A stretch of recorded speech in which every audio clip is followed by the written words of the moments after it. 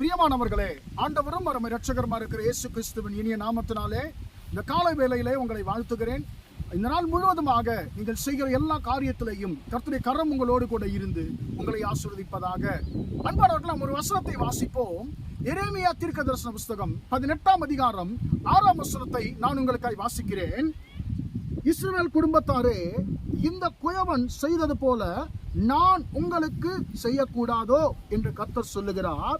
இதோ இஸ்ரவேல் வீட்டாரே, களிமண் குயவன் கையில் இருக்கிறது போல நீங்கள் என் கையில் இருக்கிறீர்கள் என்று சொல்லி கர்த்தர் சொல்லுகிறார்.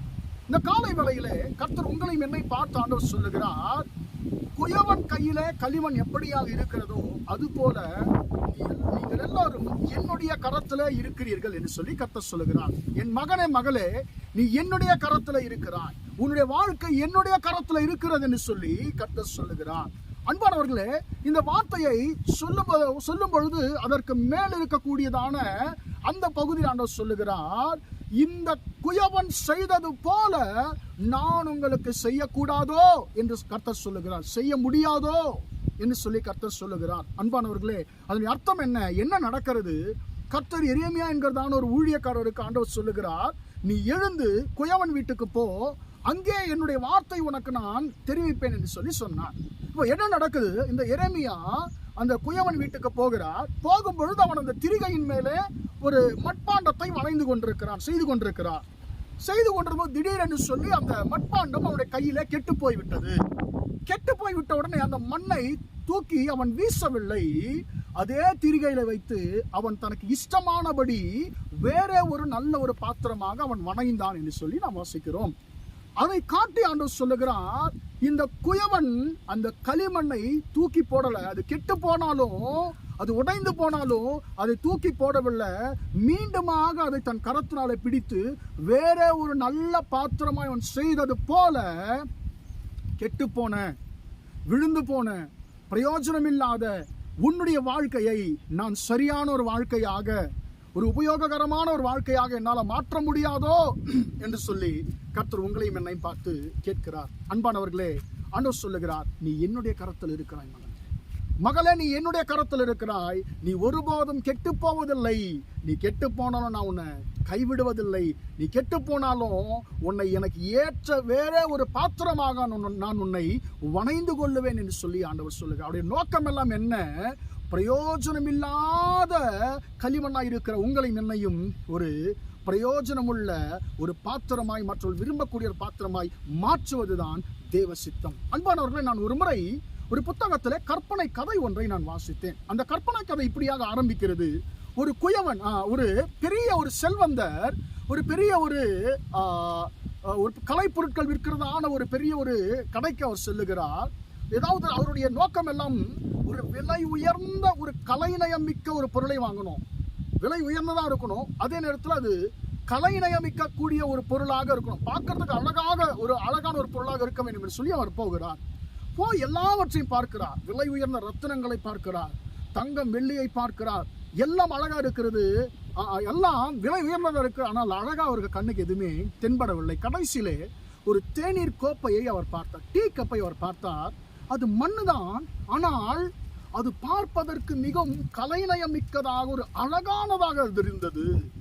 அதனுடைய விலை பார்க்கும் பொழுது மிக மிக மிக மிக ஒரு மலிவான விலையா இருந்தது.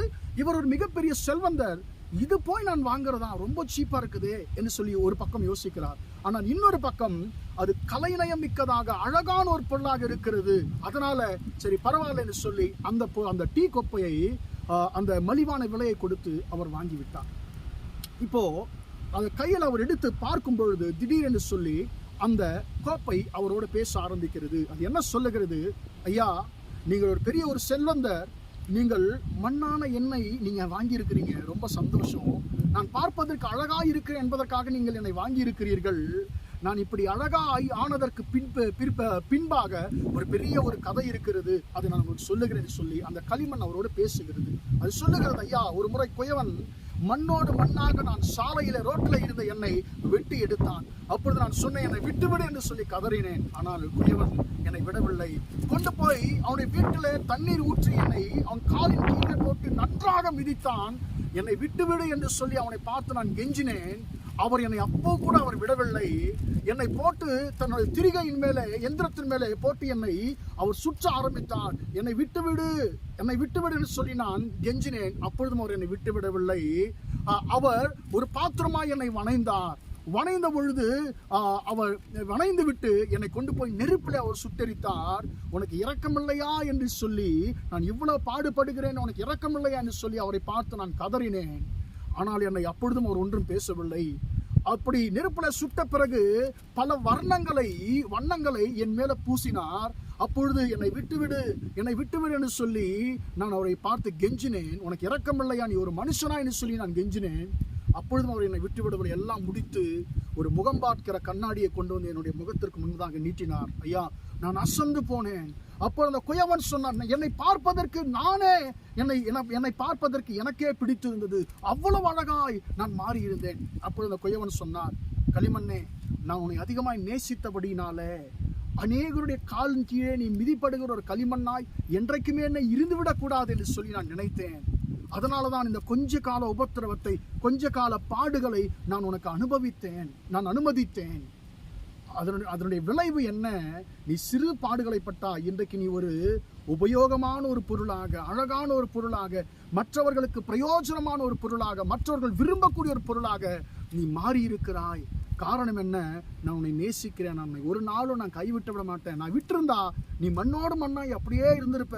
உபத்திரவம் இருக்காது, பாடு இருக்காது, அப்படியே மண்ணோடு மண்ணாய் எல்லாம் மிதிச்சிருப்பாங்க. ஆனால் நான் உன்னை ஒரு பிரயோஜனமுள்ள ஒரு பாத்திரமாய் உருவாக்க நான் நினைத்தேன். அதனாலதான் இந்த கொஞ்ச கால பாடுகளை நான் உனக்கு அனுமதித்தேன். நான் உன்னை நேசிக்கிறேன், உன்னை நான் ஒரு நாளும் கைவிடுவதில்லை என்று சொல்லி கர்த்தர் அந்த களிமண்ணோடு கூட பேசினாராம். அன்பானவர்களே, அந்த குயவன் அந்த களிமண்ணோடு கூட பேசினாராம். அன்பானவர்களே, இன்றைக்கு கர்த்தர் உங்களையும் என்னையும் பார்த்து சொல்லுகிறார், களிமண் குயவன் கையில் இருக்கிறது போல நீங்கள் என் கையில் இருக்கிறீர்கள். நான் உங்களை ஒரு நாளும் கைவிடுவதில்லை. உங்கள் வாழ்க்கையை ஒரு உபயோகமுள்ள ஒரு வாழ்க்கையாக, உன்னை ஒரு பிரயோஜனமுள்ள ஒரு பாத்திரமாக, மற்றவர்கள் விரும்பக்கூடிய ஒரு பாத்திரமாக நான் உன்னை மாற்றுவேன் என்று சொல்லி கர்த்தர் உங்களோடு பேசுகிறார். பிரியமானவர்களே, கர்த்தரை கரத்தில் நம்ம ஒப்பு கொடுப்போமா? நம்முடைய பாடுகள், நிச்சயமாக இந்த பாடுகள் நம்மை ஒரு விலை உயர்ந்த ஒரு பாத்திரமாக, உபயோகமான ஒரு பாத்திரமாக, மற்றவர்கள் விரும்பக்கூடிய ஒரு பாத்திரமாக நம்முடைய வாழ்க்கையை கர்த்தர் நிச்சயமாக மாற்றுவேன் என்று சொல்லி கர்த்தர் சொல்லுகிறார். நீ என்னுடைய கையில் இருக்கிறாய், நீ என் கையில் இருக்கிறாய். நான் ஒரு நாளும் உன்னை கைவிட மாட்டேன், உன்னை ஆசீர்வதிப்பேன், உயர்த்துவேன், உன் தரத்தை உயர்த்துவேன் என்று சொல்லி கர்த்தர் சொல்லுகிறார். எனவே கர்த்தரை கரத்திலே நம்ம ஒப்பு கொடுப்போமா? ஜெபிப்போம். பிரியமானவர்கள், அன்பின் ஆண்டவரே, உம்மை நன்றியோடு துதிக்கிறோம், ஸ்தோத்திரிக்கிறோம். தகப்பனை இம்மட்டுமாக ஆண்டவரே, இந்த வார்த்தைகளை கேட்ட முடிய பிள்ளைகளை ஆண்டவரே நீர் ஆசீர்வதிக்கும்படியா ஜெபிக்கிறேன். ஆண்டவரே, குயவன் கரத்தில் இருக்கிறது போல நீங்கள் எல்லோரும் என் கையில் இருக்கிறீங்கன்னு சொல்லி ஆண்டவரே, உங்களுடைய கரத்தில் இருக்கிற எங்களை நீர் தூக்கி வீசி விடுகிற தேவன் அல்ல. ஆண்டவரே, நீர் கைவிடுகிற தேவன் அல்ல. எங்களை ஒரு விலை உயர்ந்த ஒரு பாத்திரமாக, உபயோகமான ஒரு பாத்திரமாக நீர் எங்களை மாற்றுவீர். களிமண்ணை எப்படியாக ஆண்டவரே கலை நயமிக்க ஒரு பொருளாய் ஆண்டவரே நீர் மாற்றினீரோ, அது போல ஆண்டவரே எங்களையும் நீர் ஒரு விலை உயர்ந்த உபயோகமான பாத்திரமாக நீர் மாற்றப் போகிறீர். அதற்காக ஸ்தோத்திரம். எங்களுடைய கரத்தில் ஒப்புக் கொடுக்கிறேன். ஆண்டவரே, உம்முடைய பிள்ளைகளுடைய வாழ்க்கையில காணப்படுகிற எல்லா விதமான போராட்டங்கள் இயேசுவின் நாமத்தினால மாறி போவதாக. ஆண்டவரே, உம்முடைய பிள்ளைகள் அந்த நாள் முழுவதுமாய் செய்கிற எல்லா காரியத்திலையும் உம்முடைய பிள்ளைகளுக்கு ஜெயத்தை கொடுத்து நீர் ஆசீர்வதிக்கும்படியாய் இயேசு நாமத்தில் ஒப்புக் கொடுத்து ஜெபிக்கிறேன், ஜீவனுள்ள நல்ல பிதாவே. ஆமென், ஆமென். பிரியமானவர்களே, கர்த்தர் உங்களை ஆசீர்வதிப்பார். Praise the Lord.